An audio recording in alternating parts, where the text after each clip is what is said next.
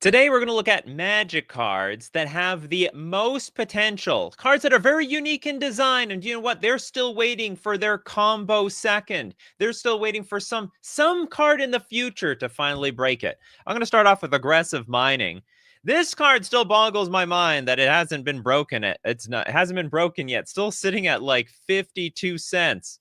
Probably because it's just it's like an oxymoron. It's a 4-mana enchantment. You can't play lands, all right? No more lands for you. But you got to sack lands to draw 2 cards. You can activate this ability only once each turn. I guess the problem is even if you get this going, it's only once a turn, which means you somehow need to loop this with some sort of extra turn synergy. So we need extra turns and we need some means of getting the lands back from the graveyard. One day, something. All right, we're going to move on to Old Boy with Deathbellow Warcry. This is an 8-mana sorcery. Search your library for up to 4 Minotaur creatures, creature cards with different names, and put them onto the battlefield and shuffle your library. So, I mean, for the Minotaur people out there, the Minotaur clan, yeah, they're sort of slim pickings with the Minotaurs, aren't there? Funny how much Minotaur support there is. What is there? So we have Deathbellow Warcry, we have Didgeridoo. What else do we have? And all it can get is Changelings. Yeah, now the Changeling players, they'll say, there's nothing wrong with this card. It's good enough as it is. In fact, I play it in my Changeling deck. Yeah. One day when they get enough Minotaurs, they'll do it. Be like the day that they made like amazing colorless bombs in the form of the Eldrazi. Okay, next up we got Kano with confusion in the ranks. How are they confused? This is a 5-mana enchantment. Whenever an artifact, creature, or enchantment comes into play, its controller chooses target permanent another player controls that shares a type with it. Exchange control of those permanents. So whenever an artifact, creature, enchantment comes into play, its controller chooses target permanent another player controls. So it's like we have to somehow give our opponents a card type and then maybe give them something dangerous to exchange with. Like, okay, you get a treasure token. I've got, like, I don't know, an artifact that will self-destruct in 15 seconds. And then whip. I don't know, there's probably some other way to steal. Because you can't steal their good stuff, right? Artifact creature and its controller chooses target permanent another player. Oh, no, you could steal somebody's good stuff. Yeah, you could put the treasure token in play yourself. You could take your opponent's artifact, but then maybe they can swap it back. But maybe there's a situation where you're going to have hexproof. They can't, yeah, I don't know. Or your permanents have hexproof. Does it even choose anything? No, choose. Well, it can't. It doesn't target. But that's why it has the maximum potential. Very funny. Okay, next up, we got Estix. Side quest, Key to the City. Is honestly so good. It's a 2-mana artifact. Tap, discard a card. Up to 1 target creature can't be blocked this turn. That can be played today. Whenever Key of the City becomes untapped, you may pay 2 if you do draw a card. How to make use? Oh, I see. So if there is some way to freely untap this thing while also getting the mana, we will... you can go infinite with this thing. You can discard to tap it, and then you draw a card when you're paying 2 mana. Whenever a city becomes untapped, but we have to force it to be untapped. Interesting. We have no music. Oh, that's not good. I can hear the music. I've been hearing the music the entire time. Here, let me share you. Let me share my wonderful, goofy music. Thanks for letting me know, Tommy Siddons. I always find Noxious Revival has the most potential for reusable lantern control type. That's interesting. It is still used, Noxious Revival, but can it be used more? So I learned quite a few tricks with Noxious Revival from other decks. So it's a Phyrexian green, instant. Put target card from a graveyard on top of its owner's library. Now, this has multiple uses. For example, you could maybe potentially mill yourself completely, but you need 1 more turn. So you can Noxious Revival a particular card back on top of your deck. Maybe it'd be Thassa's Oracle. I've seen people use it as a sort of a regrowth effect, just to put a random card that they need from their graveyard back on top of their library. I've seen it been used to screw people out of a card draw. Like, for example, they're top decking for potentially the win, or they're just top decking for their life, and you go Noxious Revival, put a land from their graveyard back on top of their deck, and you know they screwed their land drop for before. But maybe there's more potential out of this card, you know? There's more potential. Those are just 3 ways of using Noxious Revival. The graveyard is a tricky thing, especially when it's 0 mana. It's completely for free. Let's go look at Meme Brule with long-term plans. Works well with very specific cards like Tomorrow a Zombie's Familiar. 3 mana instant, search your library for a card, shuffle your library, but put that card third from the top. So if there's more ways of digging deep into your deck for free, this is going to have a lot more potential. Wait, we still don't hear? Is there still no music? I think I have the music by now. I think I got the music. This card is in every green deck. Maybe it could be even better. Maybe it can even see play in blue decks. You ever think about that? Anyone get that? Oh, it's just kind of quiet? I have no idea how to increase it. Okay, well, we just have to live with the music. I don't want to adjust it because it potentially could go even... How high is it? It looks good right now. Okay, this plus Brainstorm plus Diabolic Tutor in blue. Yes. Yeah, if we have 2 of those. But that's not a great combo, you know? It's not particularly amazing. I'm thinking long term, like tomorrow. Exactly. Approach of the Second Sun, skip 3 draws. It's true. Yeah, exactly. Okay, Pedgeman with I used to run Gruesome Menagerie back during the Golo Standard era in a reef deck. I don't know why no one else did, but that would literally break the game by triggering Reef potentially 4+ times. So this is a 5 mana Source Reach. Choose a creature card with converted mana cost 1 in your graveyard. Oh, then do the same for creature cards with converted mana cost 2 and 3. Return those cards to the battlefield. Honestly, I don't think this is that much different from, say, Return to the Ranks. I mean, it would have to be a very specific combo deck that wants exactly 1s, 2s, and 3s. Because otherwise, Return to the Ranks does, like, perhaps a better job than this. Although, I think you are getting a good, you're getting a good return on your mana. You're spending 5 mana for basically 6 mana worth of cards. So I could sort of see it, but it's still pretty expensive, and you have to get those cards in the graveyard anyway. So it'd have to be, I don't know, maybe some new Intuition card in the future that puts exactly the 1, the 2, the 3 into the graveyard, and you can easily cast this for 5 mana. Something to that effect. Dr. Nemo with Doubling Cube. Doubling Cube, the 2 mana artifact, pay 3, tap. Double the amount of each type of mana in your mana pool. You gotta spend mana to make mana. Isn't this like already a pretty popular card though? Or is it not broken yet? It's just good value. I don't play with this card, so I can't tell for sure. Double the amount of mana, it looks fine by itself. This is not that hard to pull off. Step 1, get a bunch of mana. Step 2, double it. Usually the mana will help pay for itself. Just wants Raging River. So, okay, Raging River. Screw the Ancient Scripture. Whenever one or more creatures you control attack, each defending player divides all creatures without flying they control into left pile and right pile. Then for each attacking creature you control, choose left or right. That creature can't be blocked this combat except by creatures with flying and creatures in a pile with the chosen label. I have no idea how to make this good. I have not a clue at all. I don't know. This plus a bunch of shadow creatures, maybe. Put on my shadow creature. But they're shadow creatures. You can't block them in the first place. I guess it would have to be some sort of new... It would have to be some sort of new creature type that I don't really cared about the board being divided in some way. Otherwise, I don't see the huge potential in Raging River. It's basically like Jace, right? Space Jace.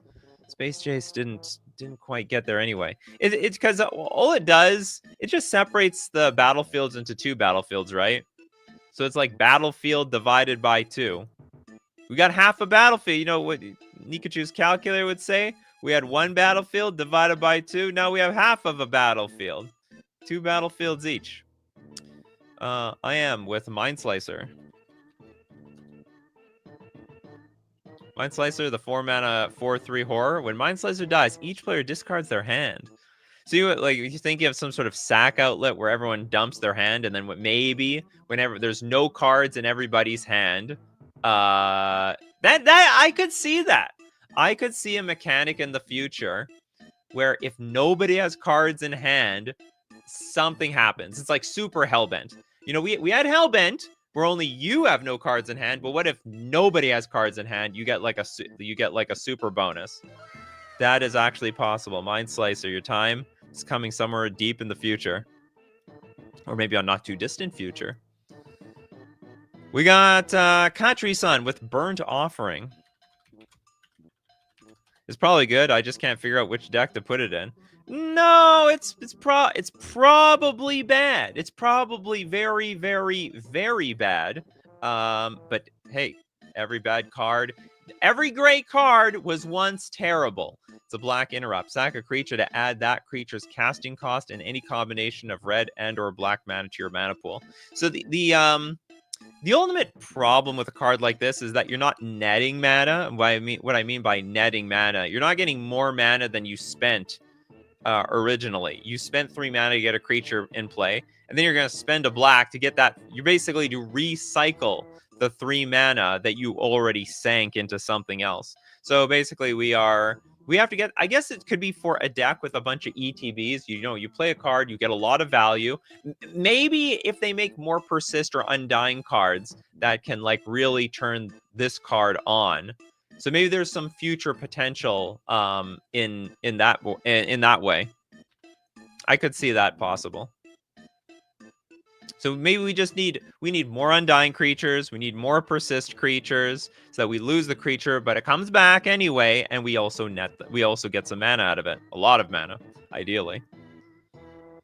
With an affinity or maybe an affinity creature, yeah. So there's a lot of cards that have been printed. You know, I mean, it's possible. This is not out of question. It's possible the cards are there, but no one's made the deck yet. I can see a bit of a nombo with the affinity thing though, because if you have affinity online, then what do you need the Burnt Offering for, right? You just don't need it. You just don't need it. Okay, Islarf. Islarf with jailbreak.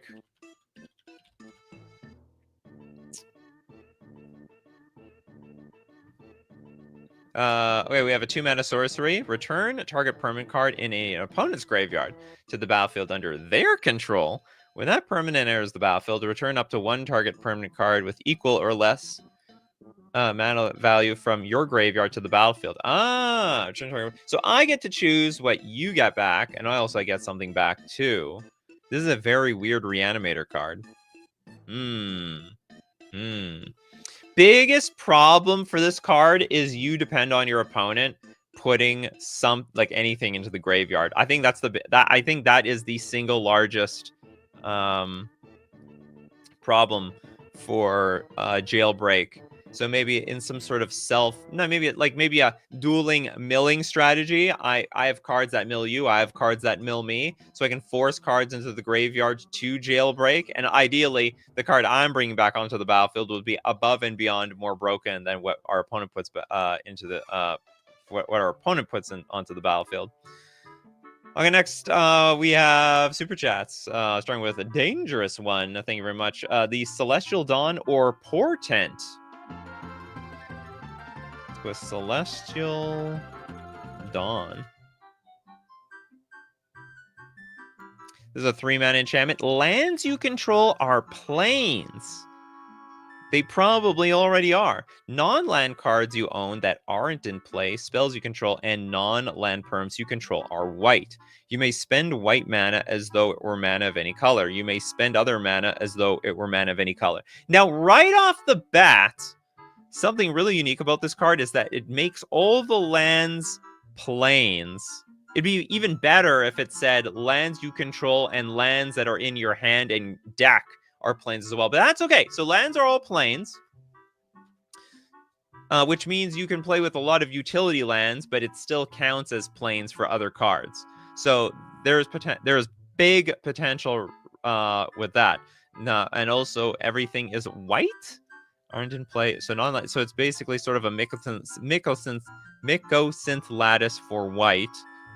Because non-land cards you own that aren't in play, spells you control, and non-land permanents you control are white. And you may spend white mana as though it were mana of any color. You may spend other mana only as though it were colorless mana. I have no idea how to break this. I'm trying to think how Mycosynth Lattice sort of operated. Unfortunately, but Mycosynth Lattice, it controlled everybody.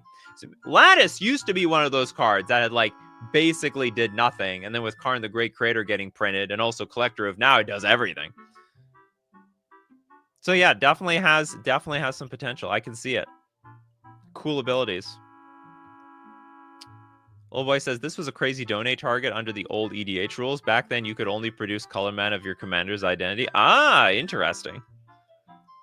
So it had a little bit of a thing at one time at one point. Okay, Benjamin Berkeley with Parallel Thoughts. This is a 5-mana enchantment. When Parallel Thoughts comes into play, search your library for 7 cards, remove them from the game in a face-down pile, and shuffle that pile. Then you got to shuffle your library. If you would draw a card, you may instead put the top card of the pile you removed into your hand. So you can remove, it's just 7 any cards. It doesn't have to be lands. It can be spells, could be planeswalkers, could be creatures. Only for 5, and it's for 5 mana, and you could blink it. Though, to be honest, 7 cards, that's a lot of cards. This game's probably not going to be over after I draw those cards. It's basically, it creates a second deck. It creates, what do they call it in Yu-Gi-Oh? The side? No, not the side deck. There's a second deck that you can draw from. Basically. Hey, I know that guy. Isn't he a famously terrible creature? Yes. And this is possibly also a famously useless enchantment. Okay, next up. Steve Cooper with the Millennium Calendar. I thought people loved that card. Millennium Calendar. A donor for chat. Doubling counters could be busted somehow. Also block ninjutsu. Okay. You have 2 donations. I can't tell. Are you donating 2 donations, or are these 2 cards that you want to get done? So 1 mana artifact, whenever you untap 1 or more permanents during your untap step, but not that many time counters on the Millennium Calendar. Pay 2, tap double the number of time counters on the Millennium Calendar. And also when there are 1,000 or more time counters on the Millennium Calendar, sack it, and each opponent loses 1,000 life. Oh, you want to get that one card? Okay, we'll get the Ether Plasm as well. So all I have to say is we're still waiting for more artifacts that let you untap your artifacts comfortably. Like maybe there needs to be some sort of like voltaic key untapping combo that can make this perpetually go on for forever. Or maybe some other card that can loop the triggers of untapping to make this thing go on for forever. Because you need to double. I don't know how many times it has to double, but it's going to be a lot. It's going to be more than 5. Just going to take a shot in the dark. It's going to take more than 5. And Ether Plasm. We have 4 mana for a 1/1 illusion. When it blocks a creature, you may return Ether Plasm to its owner's hand. If you do, you may put a creature card from your hand onto the battlefield, blocking that creature. This seems actually terrible. It does do a weird thing. You know, don't get me wrong. This is weird as hell. It's just like, it's just so situational. Like, you got to get this in play. It has to not die. You need to block you need someone to freely attack into it. You block with it. It's got to be some sort of a Leyline of Anticipation deck, because you need to, yeah, it's like Ether Plasm is reverse ninjutsu. Basically, could get a Trax out. There's easier ways to get a Trax out, Steve Cooper. A lot easier ways. So I don't know, maybe a Leyline of Anticipation deck that lets you flash in your Ether Plasm to surprise block people. But what if you're up against a deck with no creatures? This is not going to do anything. Maybe a sideboard card. Maybe a sideboard card is possible. The extra deck you also don't draw from? Oh, really? Oh. Then I screwed up then. Okay, Chen, you want the Sands of Time. The card you want to untap permanents you do not control. 4-mana artifact. Each player skips their untap phase. Oh, that is pretty damn powerful. So it skips the... We don't get to untap? At the beginning of each player's turn, untap each tapped artifact, creature, or land they control, and tap each untapped artifact, creature, land they control. Oh, so we tap the things that are tapped, and we untap the things that are untapped? At the beginning of each player's turn, untap each tap. Yeah. So we want to tap everything. So what I'm reading here is, at end of turn, we need to make our opponent untap their stuff. And then if we can do that, the game is ours. Because then they have to tap everything that's untapped. And then we probably tap something of our own, and we get to untap that on our turn. Each player skips their untap. Yep. Interesting. Yeah, use it or lose it. But the problem is, if we, for example, force our opponent to untap, I guess not their lands, because they can freely retap the lands. But let's say we force them to tap all their creatures and all non-land permanents. Through maybe there's a new artifact deep in the future. You know, pay 4 mana, tap all, or sorry, untap. I don't know why we would want this to happen, but untap all your opponents, like target players' non-land permanents. It would work. You would have some sort of future. Toads, Ooblet is already being played. A lot, actually. Gavin wants hold on, okay, hold on. I'm gonna get to you, Gavin. Gix. Okay, no, we'll just do you right now. Gixian's Recycler. And this Sands of Time, that was a donation from Steve Cooper. Okay, Gixian Recycler. Alchemy! 2 mana, 3/1. When it dies or is put into your graveyard from your hand or library, conjure a card named Gixian Recycler into your graveyard. When it dies or is put into your graveyard from your hand? Okay, so if I discarded it, conjure a card name... get another Gixian Recycler into your graveyard. Does put in your graveyard from your hand or library. This is probably pretty good in a mill deck. The only problem being that you have to spend mana on this. That's the only issue. But I could totally see a deck that is self-milling making pretty big use of this card. Godzilla-sized fireballs. Raiding party. Amass orcs with orc ass in the picture. Oh yeah, look, you can see the thong over here. Okay, we have a 3-mana enchantment. Raiding party can't be the target of white spells or abilities from white sources. Sacrifice an orc. Each player may tap any number of untapped white creatures they control. For each creature tapped this way, that player chooses up to 2 planes. Then destroy all planes that weren't chosen this way by any player. What the hell is this card? Sack an orc. Each player may tap any number of untapped white creatures they control. For each creature tapped this way, that player chooses up to 2 planes. Then destroy all planes that... This is basically anti-white. Anti-white mage. White weenie. White weenie about to get blown up. I don't know what would make this good, though. I guess you need a lot more orcs getting printed. It's the only way to make it work. Okay, Toads with energy tap. Energy tap. Does that work with the rules as stated today? Oh, it's the blue mana ramp, right? Sorcery. Tap target creature you control. Add an amount of colorless mana equal to that creature's casting cost to your mana pool. I totally can see this. Now, this could be a great card in an affinity deck to get, like, extra mana. So you play your... What's it called? Thought Monitor, which is what, 7 mana? I think it's 7 mana. Then you can energy tap that thing, tap it for the 7 mana, play Emrakul or something. Yeah, definitely some potential here.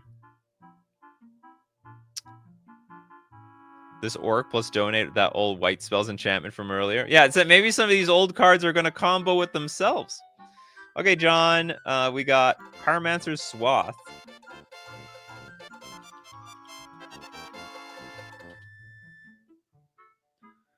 This is a 3-mana enchantment. If an instant or sorcery source you control would deal damage to a creature or player, it deals that much damage +2 to that creature or player instead. At the beginning of each end step, discard your hand. Ooh.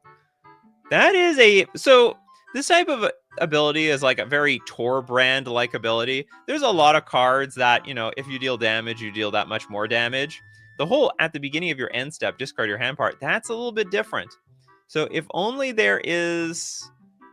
Maybe if there are some red enchantments in the future with, say, if you have no cards in hand, like draw an extra card at the beginning or at the end of each end step or something like that, this card might actually work pretty well. Not to mention, it already has a home. Like, it has a potential home in those red-based burn decks that want to basically deal a lot of damage per every burn spell that they play. Indiana Jones really wants to get that didgeridoo. It's funny, we were just talking about Minotaurs earlier. The 1-mana artifact, pay 3, you can put a Minotaur permanent card from your hand onto the battlefield. Already see some play in the Changeling decks, but not a Minotaur deck. That's so sad. So one of two things. Either they start printing Minotaurs like crazy to make good use out of didgeridoo, or they print better Changelings. And honestly, I would probably bet my money on the Changelings. Okay, we got Bryce here. Thanks for your super chat. Swindler's scheme seems like potential.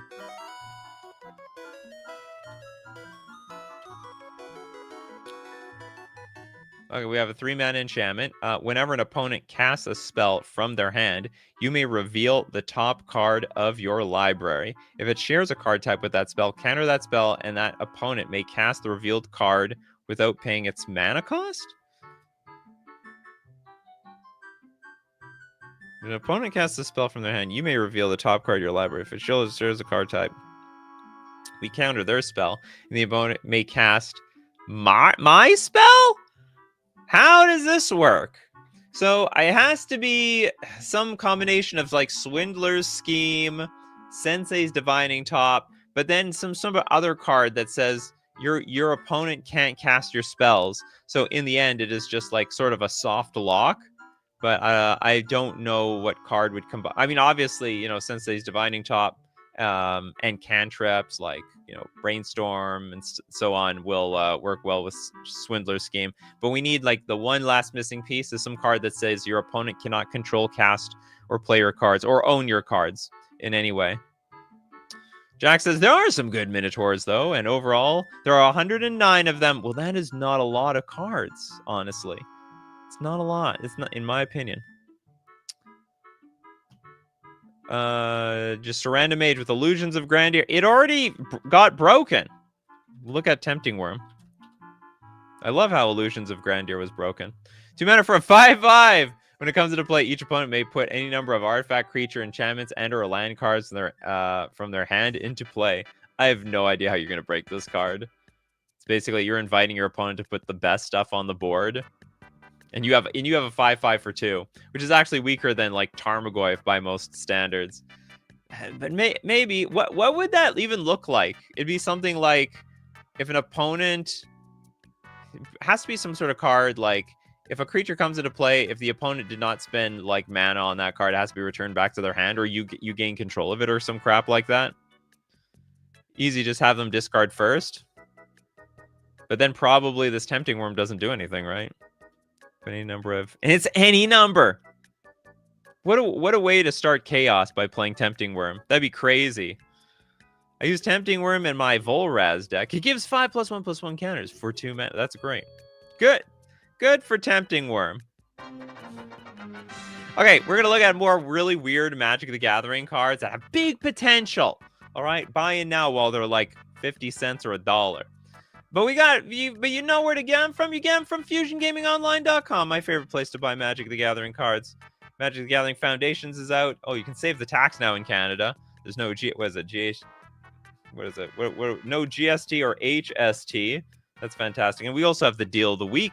Deal of the Week this week. Save 15% off all the Commander products. So all the jank we have pre-constructed decks and jank weird cards. Combine them together to make the ultimate deck. And of course, if you want to save some money, you're going to want to use coupon code Nikachu at checkout for 5% off all your purchases. Not to mention that it also supports the channel. I would really appreciate it. We're also going to thank Mana Traders, the premier place to rent Magic cards online, playtext all paper formats digitally on Magic Online. But you don't want to buy your collection twice. Well, you don't have to, because you can rent all the cards with Mana Traders, the digital service. You can support the channel using my Mana Traders link in the description below, or save 40% cash back on your 3rd month subscription using coupon code Nikachu_4KA. And back to Tempting Worm. I imagine this is like a really fun card to play in Commander, just for the hell of it. There's no price limit on this show. I'm sure there's some really weird cards that are like $50 that are unplayable. And they are probably not going to see any play either. What is this, Max? No Quarter. No Quarter. Is that an actual card? Oh, it is. 4 mana enchantment. Whenever any creature blocks or is blocked by a creature with lesser power, destroy the creature with lesser power.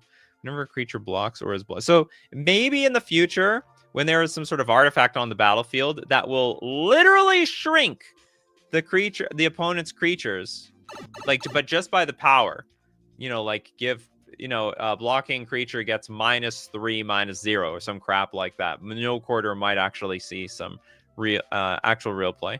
The Red Scout 9 lives already does see play. This has actual combos attached to it.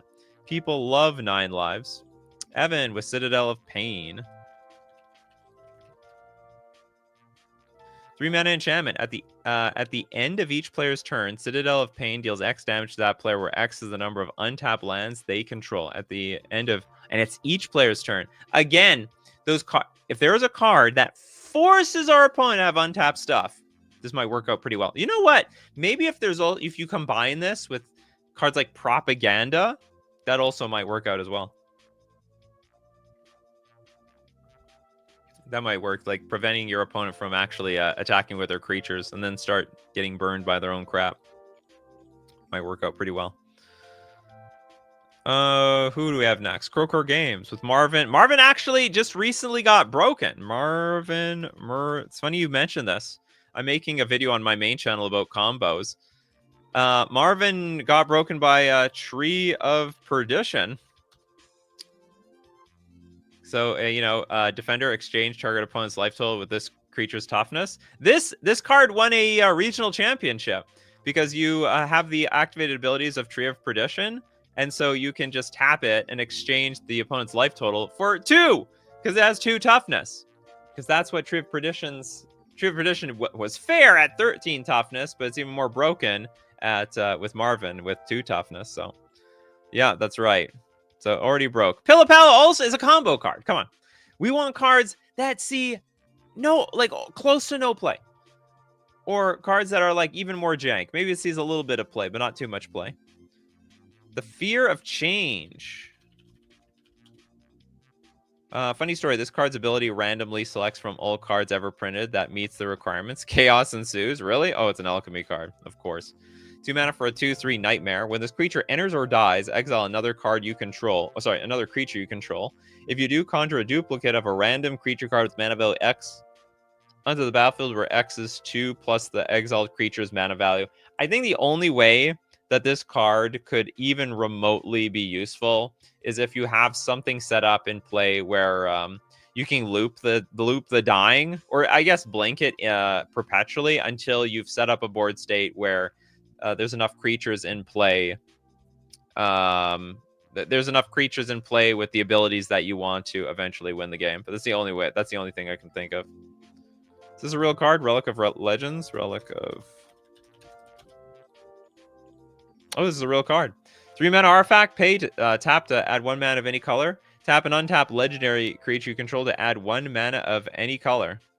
The problem with this, the overall problem with this card, doesn't seem to be a whole lot better than, your general mana rock at 3 mana, which is just so below the power level. But, we do have the advantage of getting 2 mana from 1 stone. You can tap it for mana, and you can also tap the untapped legend, which doesn't seem too impossible. So 3 mana for an artifact that can produce 2, maybe that's good enough. That's almost a 1-to-1 ratio. Okay, next super chat we got from Godzilla. A brand of ill omen. I'll pay the extra balloon. Brand of ill omen. 4 mana for an aura. Enchant creature with cumulative upkeep of a red. Enchanted creature's controller can't cast creature spells. Very impressive. Ooh, that is very evil. So long as you have this on your opponent's creature, they can't cast creature spells anymore. And for as long as you can pay the upkeep. So, but I guess when it comes down to cards like cumulative upkeep, it would be something like either one of two things. There are more infinite mana combos in the future, which is sort of weird because if you have infinite mana, you probably can win some other way. Or, and they probably should just make this like some sort of enchantment that says cumulative upkeep doesn't matter. You know, I look back, are there any cards back then with cumulative upkeep that are broken if it didn't have it? Honestly, I find most cumulative upkeep cards are like, they'd be fine without it. Most of them. I don't know if there's any cards that break cumulative upkeep. We should have a cumulative upkeep show. That makes me wonder, I don't think we've ever done that before. Krokor says, I thought, if anything, Pillipala would break Marvin. Okay, let's look at Pillipala. Maybe Pillipala has even more potential. Pillipala maybe hasn't seen the completely full potential here. Is it Pila? I don't remember how to spell Pillipala. Is it Pillipala? I don't know how to spell damn Pillipala. I know it's not spelled perfectly as I think it is.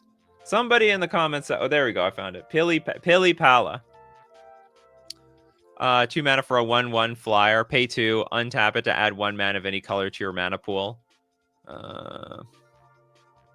So this already has a combo together with that Vidalkin, where you can tap artifacts to add I think it's double, either double blue or double colorless, something like that. Yeah, the hyphen doesn't matter. I just needed the Pili. I had Pillipala. Yeah, Grand Architect is its combo piece. But maybe, you know, like, here's the problem with this. Like, you do still need a means of making... Oh, no, it's just infinite mana, right? Okay, so we just need more Grand Architect effects in the game. Because I have to say, it's pretty aggressively costed. I mean, it's only 2 mana. That's not expensive. Now, it does have Summoning Sickness, so you do have to wait a turn. So maybe more Grand Architect-like effects would make this card more powerful and more versatile. And I imagine it's possible that we're going to get them in the future. You know, if they could make cards like Urza and Grand Architect, I think there's more on the way. Next up, we got... What? I'm going to go to another person, Croker Games. I just gave you a card. Okay, Hexenort, Maskwood Nexus. This card... Okay, hold on, Maskwood. So, you're telling me this is not broken yet. That's what you're telling me. This is a very, very, very popular card. 4 mana, creatures you control are every creature type. Pay 3, tap, create a 2/2 blue shapeshifter creature token with changeling. Like, I don't know, maybe this card... It sees just a little too much play already. People like this card. Now, for the record, I don't think this card is that good. You know, these shapeshifter creature tokens, I think they're like, blah, meh. I think people like this because of the fact that it creates a nice steady flow of creatures, I would say. Croker Games with Psychic Paper. Can it read my future? Psychic Paper, the 2 mana equipment. As Psychic Paper becomes attached to a creature, choose a creature card name and a creature type. Is this literally somebody's wallet? And this is like where the ID is supposed to be? Can I just draw my own ID here? Equipped creature has ward 1 and it can't be blocked, and its name and creature type are the last chosen name and creature type. Equipped 2.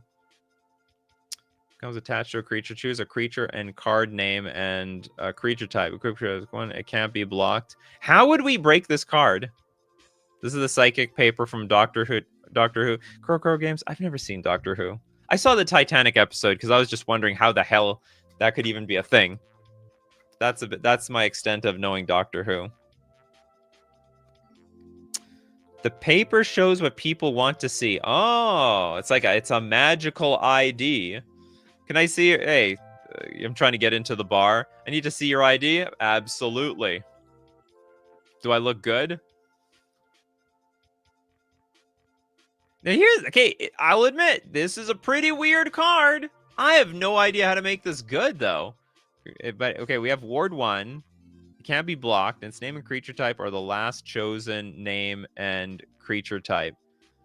I guess the creature type thing I just don't get. Okay, so the abilities are like fine, like the Ward 1 and can't be blocked. I guess what it's a means of maybe making, if you have, let's say you have a humans deck, but you got a few cards in your deck that aren't humans. Maybe they're spirits or goblins or something like that. Maybe this is a means of getting the synergy from the other part of the kindred to potentially combo off. Maybe, you know what I mean? Next up, we've got Key Matt. Oh, I probably should have switched to a freebie. That's okay. I'll get two freebies. We got Songs of the Damned. Songs of the Damned. Why Power Sync? Just found them in my bulk pile, and I think it can be rather good in a committed deck. Power Sync is garbage, right? It's just a counterspell. This is terrible. There's a million of these cards. Power Sync is a blue X counter target spell unless its controller pays X, and if they don't, you tap all their lands with mana abilities. But the point is, you need to spend a lot of mana to counter their stuff, and honestly, a lot of people just tap out anyway. There's actually a lot of counter spells like this, and they just none of them see play.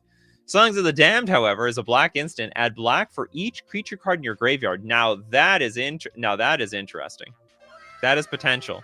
So if you could do enough self-mill, you could do some big ramp with this card. I would imagine if there's more cards in the future where you play creatures and you self-mill yourself to the point where you have enough creatures in your graveyard to launch a Songs of the Damned, it's just weird because I think in a lot of decks that do a lot of self-mill, you just want to, it'd be easier to reanimate the cards from your graveyard. Maybe that's not the case with every single. Maybe it's something like Blightsteel Colossus, where this is something that you need to cast from your hand, because if it ever goes to the graveyard, it just go whoop, shuffled back into your deck. Yeah, the sound's pretty busted. It definitely has potential there. I like the look of this. They still have to tap the lands and mana, though.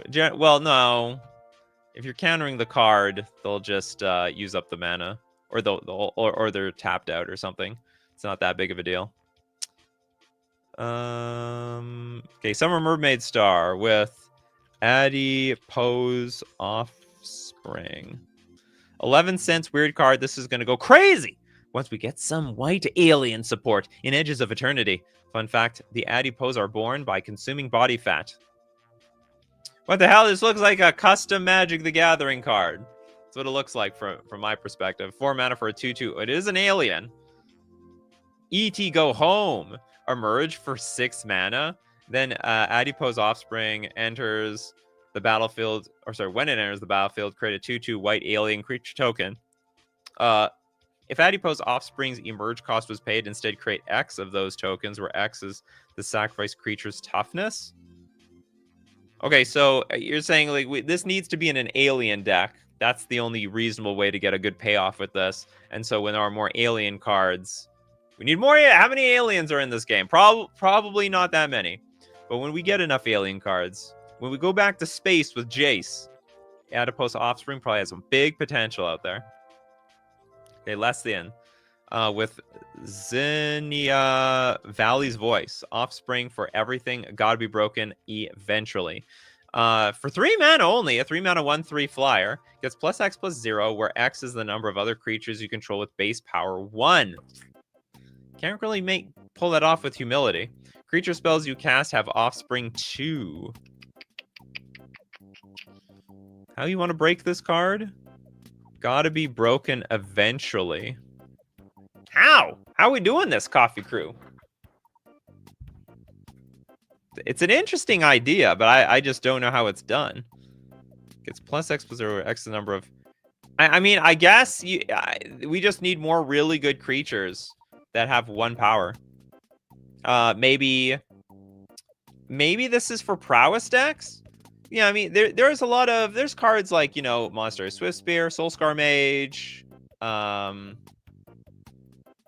Slickshot Showdown, I believe. I believe that thing has 1 power.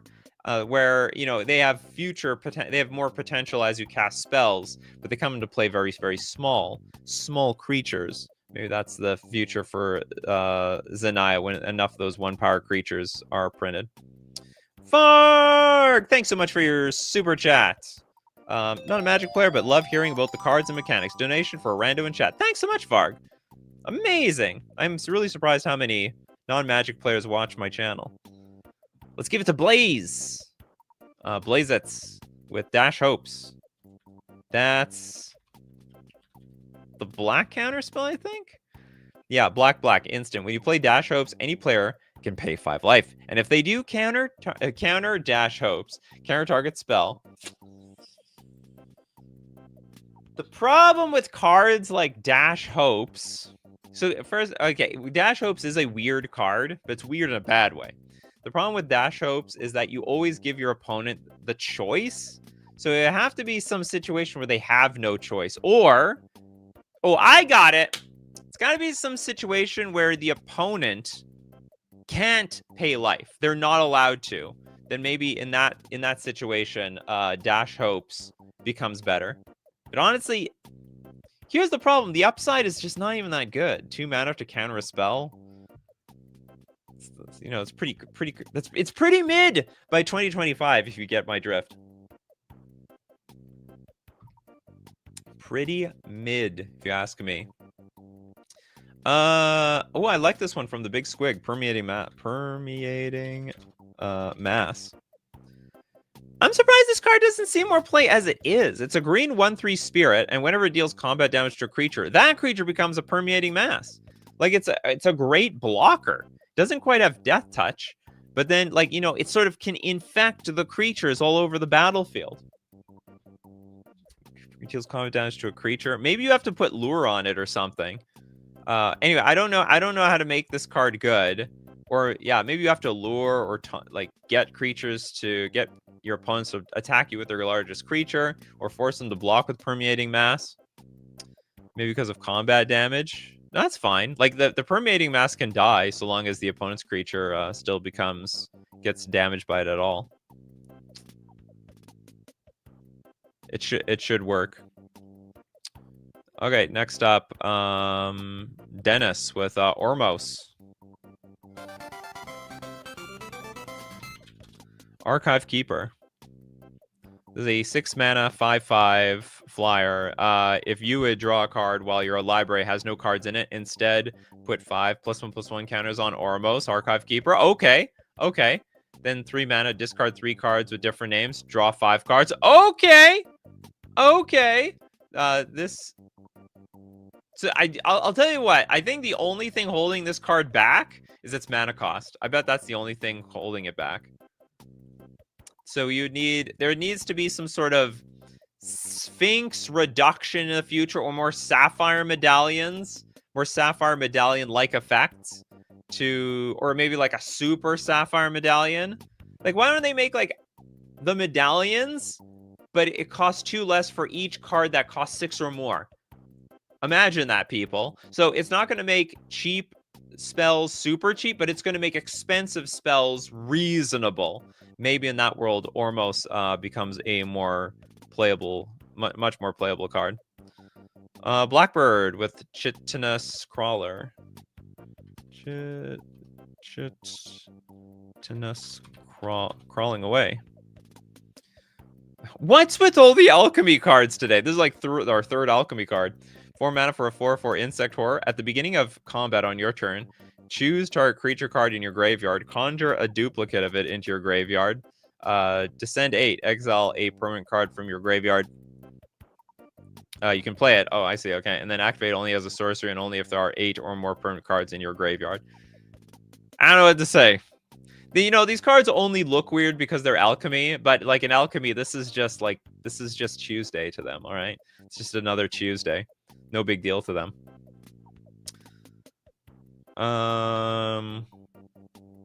Did I do a super chat? No, I did not. Crowcore Games with Headstone. A good Homelands card. There's almost no such thing as a good Homelands card.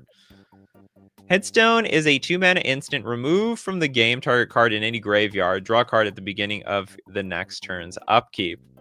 Yeah, that's interesting. Exile target card from a graveyard. Draw a card at the beginning of the next turn's upkeep. Is there any card out there that's like exile a card from a graveyard, draw a card? This is probably the best. This is probably the best one. It's honestly probably playable right now. Just underutilized, big time. Big time underutilized. Seb. Astor, Bearer of the Blades. I've been loving this dude as a commander.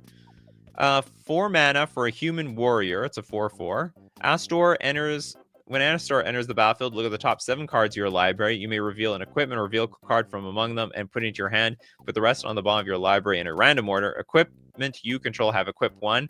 Vehicles you control have crew 1. I tell you, the only thing all this card is waiting for is better equipment and vehicles. Or maybe some better artifact synergy with all that stuff. Like maybe a card that's in play that says tap a vehicle, add mana, so that you can like play more of an affinity style with your equipment. Or like, yeah, it's just maybe like not an Urza per se, High Lord Artificer, which when it's on the battlefield, you can tap your any artifact on the battlefield to add blue mana. So maybe something like that. That's like a non-creature version of Urza, so that your equipment, which are useless, by the way, right? Like they don't tap, so you could tap them for mana to cast vehicles, cast creatures, equip and stuff to make things a lot easier and actually have synergy with everything else. But yeah, definitely has potential. Can we see David Sampson's suggestion? Which one's David Sampson? Did David Sampson already get a card? Nikachu keeps picking the comment under me, it feels like. Under the Everlasting Torment. Well, if someone stands up for you, David, I will see it. 3 mana enchantment. Players can't gain life. And also damage can't be prevented. All damage that is dealt as though its source had wither.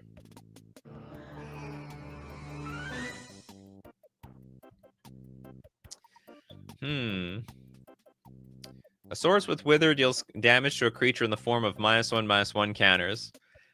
I guess. So the deal is there's a lot of cards that already have these first 2 abilities. The only unique one is the wither one. I don't know if that is innate on all red cards, because this is basically a red card. I don't know how to break this card. I guess this is just like, it could just be utilized in another damage-based deck that, just hates life gain. Yeah, super chat, and you won't pick the card underneath it. Yeah, that's right. The show is very pay to win. That's why Dr. Nemo paid full price. Azmarath.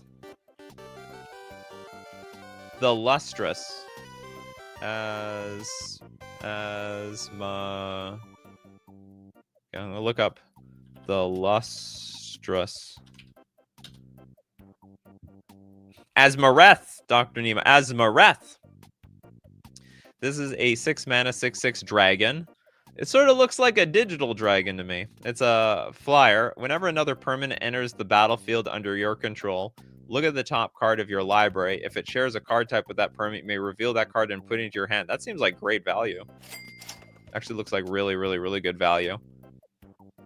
How to really break whenever another permanent. Look at that card. I think it just does what it does. Again, maybe this card is a little bit better if it's cheaper. So 6 mana for this effect, sort of underwhelming, because you still need to put the permanents in play, and it triggers, and like if it doesn't share the card type, it's got to be a combination of making the dragons cheaper and maybe Sensei's Divining Top, so you can like basically determine your fate. Basically, make sure you don't brick.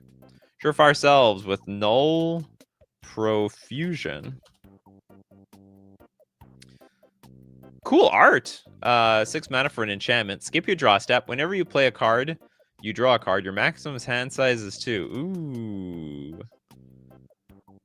I guess you have to timestamp this card, right? So instead of your maximum hand size is 2, you play like a reliquary tower afterwards, and I'm pretty sure that timestamp beats this.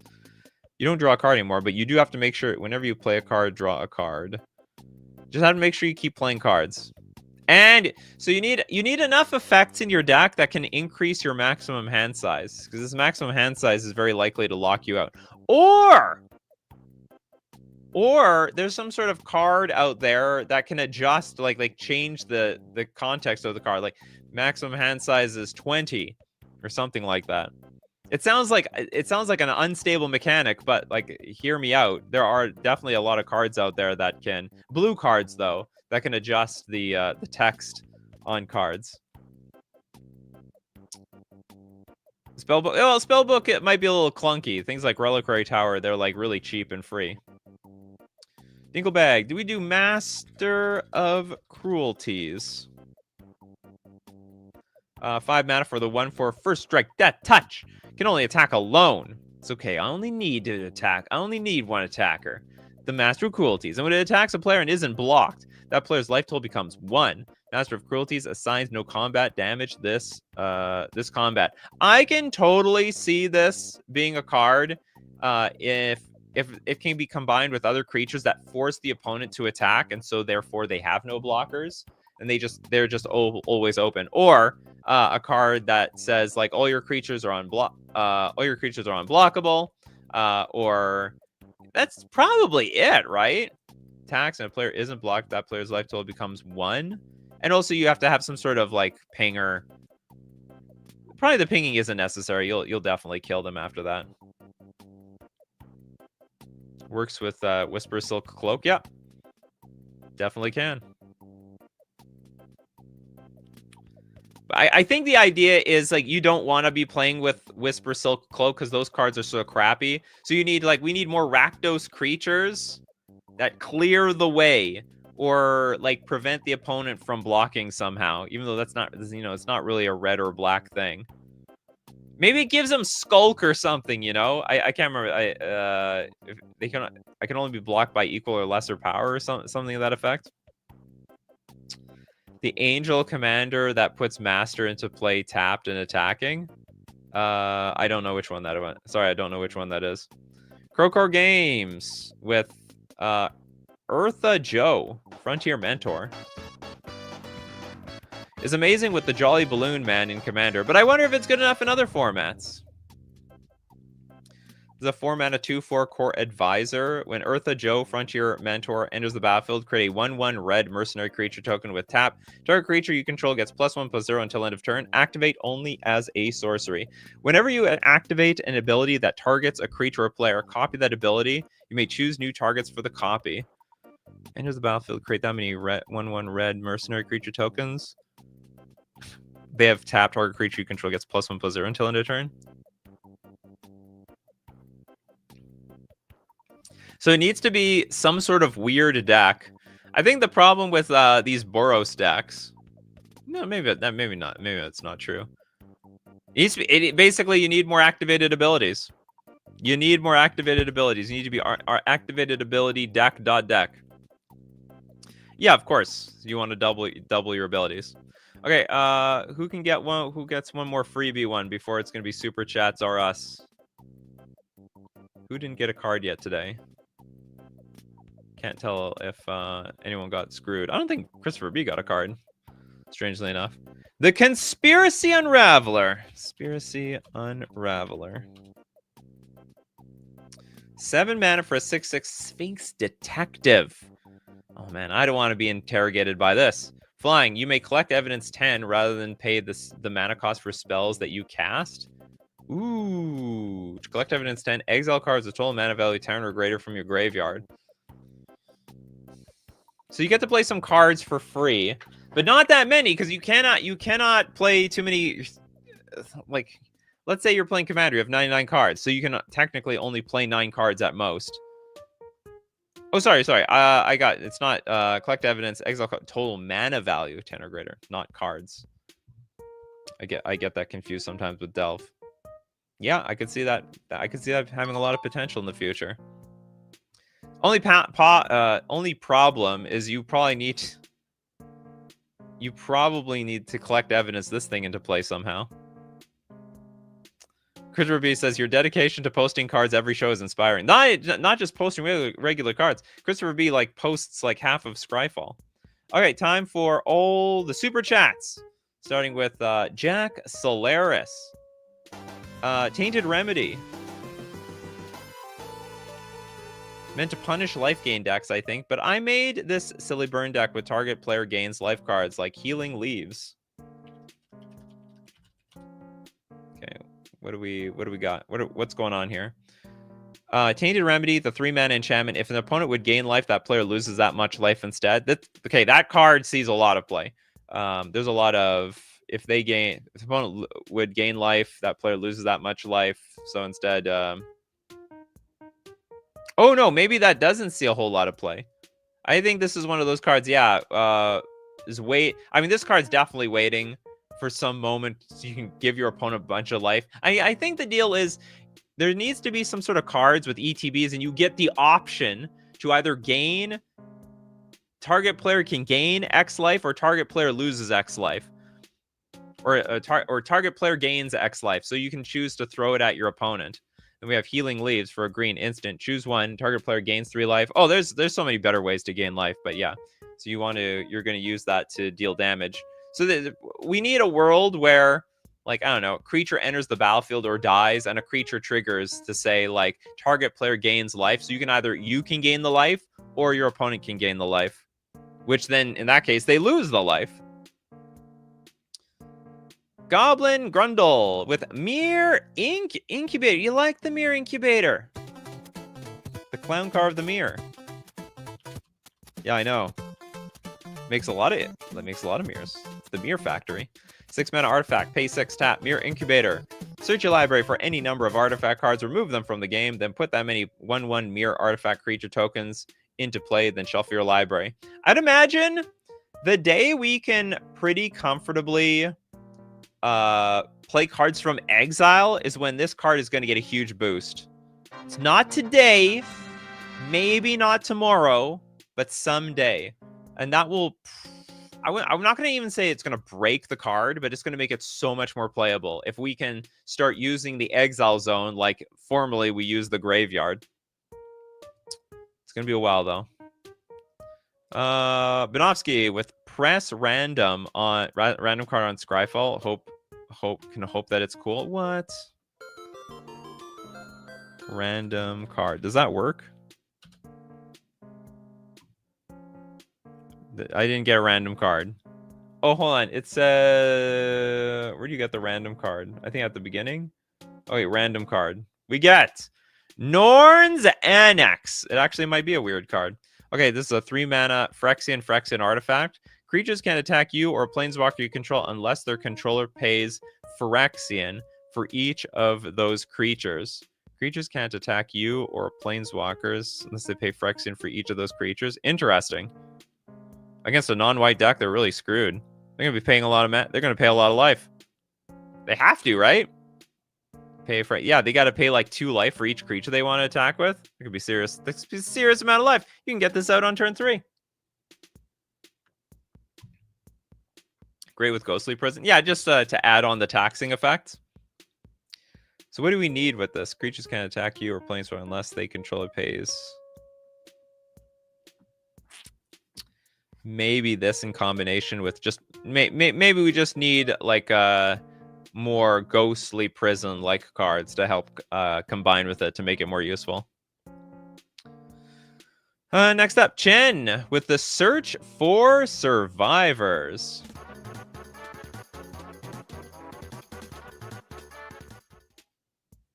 Search for Survivors, the 3-mana sorcery. Shuffle your graveyard. An opponent chooses a card from it at random. If that card is a creature card, put it onto the battlefield. Otherwise, remove it from the game. Shuffle your graveyard if the opponent chooses a card from it at random. So this card is... Here's the deal. Red doesn't have really good graveyard sculpting. Like, no good graveyard hate. So if there becomes a world where you can with very strong certainty sculpt exactly what's in your graveyard. Like, because if there's only one card in your graveyard and it's a creature, then you get the creature. That's how it works. But at the moment, like, we can't sculpt our graveyard so well. It's technically illegal because of graveyard order, is it? An opponent chooses a card from it at random. If that card, no, it's okay. It's totally fine. There's nothing wrong with this card. Crowcore Games with Song of Creation and Flubs the Fool. It's a CDH combo, but outside of that, Song probably is jank at best. Oh, Flubs the Fool. So you're saying like it combos with Flubs the Fool. But Song of Creation, the 4-mana enchantment, you may play an additional land on each of your turns. Whenever you cast a spell, draw 2 cards. At the beginning of your end step, discard your hand. I want to say that I played against this card before. Cast a spell, draw 2 cards. I definitely this thing is strong. Like, don't get me wrong. I think this card's an absolute banger. Because so long as you don't need like counter spells, I think this card is very, very good. You're basically drawing 3 cards a turn. It's super Howling Mind. And I don't even think, because you cast a spell, you're going to draw more cards. You can also play additional lands. I'm actually really surprised this card doesn't see more play. Yeah, I don't actually know why this card doesn't see more play. Except for maybe the fact that, you're spending 4 mana and skipping your turn at that point. It's great in Commander. Flubs really breaks the F out of it. No, I don't doubt it. But you know what? I think this card should be better. I think this should see more play than just in the Flubs deck, in my opinion. All right. Is that it? Yep, that's it. Great show today. A lot of creative cards. A lot of cards we never even heard of. Because they're so weird, aren't they? And one day, they're going to be broken, and we're going to know, and we'll know. We would have known. We can look back on this show 5 or 10 years from now to say, hey, do you know what? Those cards actually were broken. They just needed that one card to make it go over the top. As usual, we do this 3 p.m. Central Standard Time. Thank you very much, my coffee crew. Be there or be square. Of course, thank you to everyone who supports the channel. If you're a patron on Patreon or a member on YouTube, or you super chat to be part of the show, or even super chat so other people are part of the show. And of course, thank you, coffee crew, for being here today, doing your service each weekday. People like, we got Seb Stone, Steve Cooper, Old Boy, Bryce, David Sampson, Varg, Jess Dinglebag, Benjamin Berkeley, Christopher B, Crowcore Games, Little Dead Fly. We got Cameron Cole, Toads, Dr. Nemo. Thank you very much, my coffee crew. And as usual, if you keep bringing them coffees, I'll keep being here to brew up the magic. Take care of yourselves, and I will see you at the next cup.